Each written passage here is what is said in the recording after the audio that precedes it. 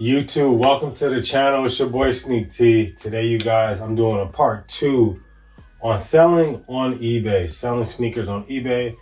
Be welcome to apply these same topics and strategies to not just sneakers, but selling anything on eBay, honestly.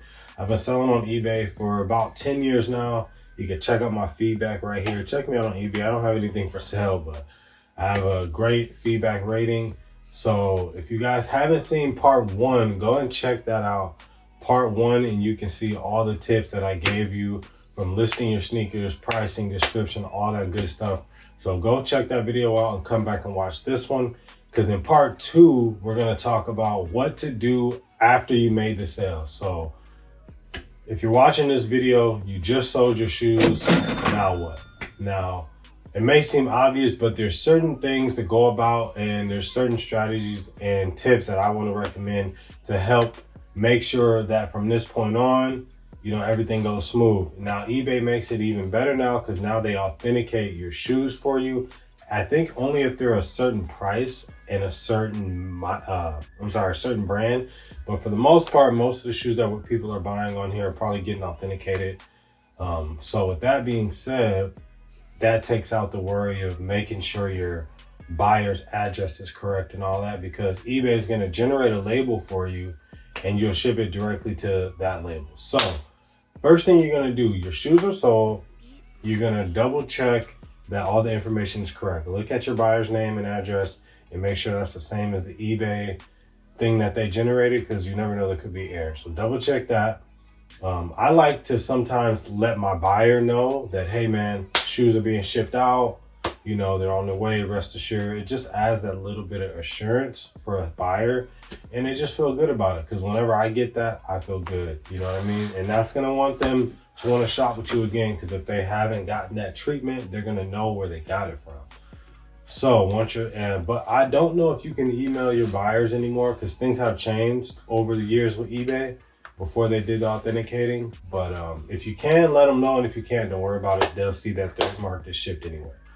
Now, I personally like to always do the shipping through eBay. You don't have to. You can't upload a tracking number yourself. If you live by a certain place you ship with, or you just get cheaper rates somewhere else, that's fine. But I highly encourage you guys to just buy the prepaid labels through eBay. You do get a small discount. I usually save at least $1 to $2 to $3 all the time on my labels, so it's not really worth me going to a post office or UPS, FedEx, anywhere else to do it when it's cheaper online. So go with the pre-generated label. And here's the first tip: have a printer, you guys. Please invest in a printer if you don't have one. It is a lifesaver. I'm 30 years old, but all you younger cats out there, even if you don't live by yourself right now, just invest in a printer, because as you get older, you're going to realize you're going to have to print out a lot of stuff. Printing, faxing, and scanning, yeah, get you a printer. That way you can print out the label. And the other thing besides having a printer, because what printer doesn't really matter. What I have is this type of label sheet paper. I got this off of eBay. Now, most labels, I know eBay does it. StockX's are the same.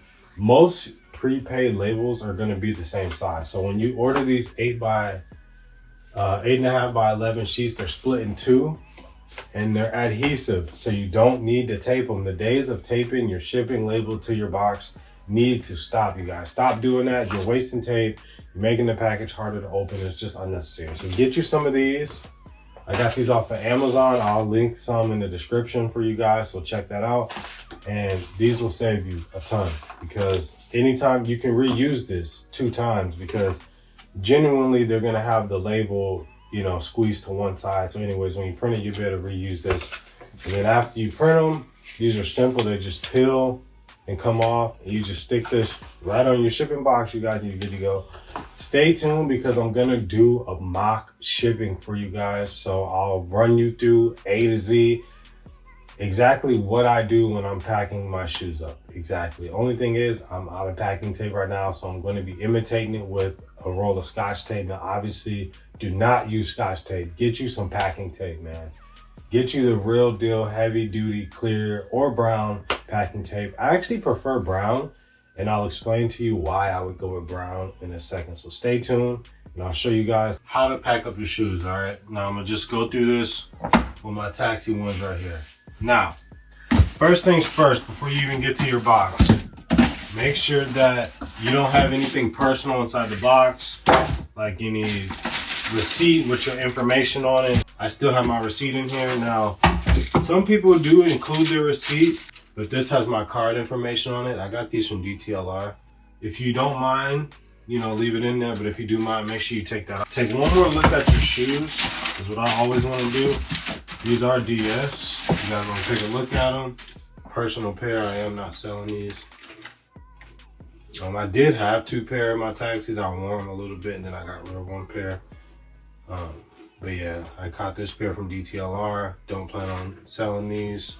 But anyways, for demonstration purposes, I just like to look at the shoes one more time. Everything looks good. And we'll pack these up just like they came from the factory. So you're just gonna make sure your box is good to go.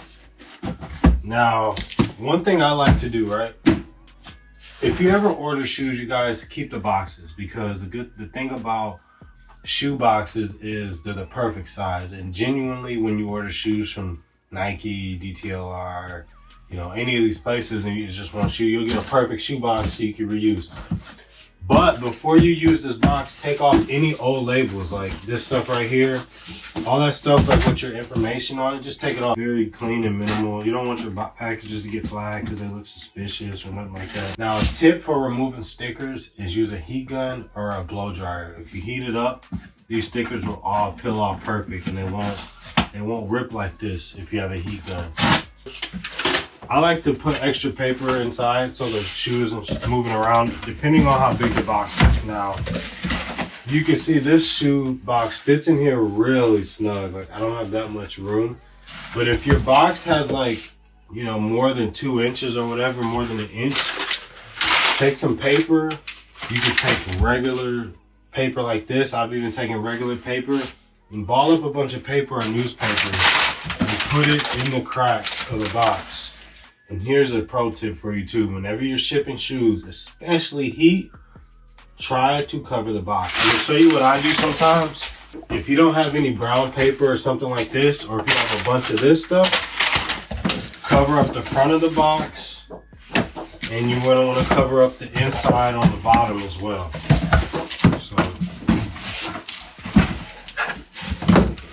So you want to cover up the front and the top of the box. And the reason you want to do that is because when you get ready to tape your box, right?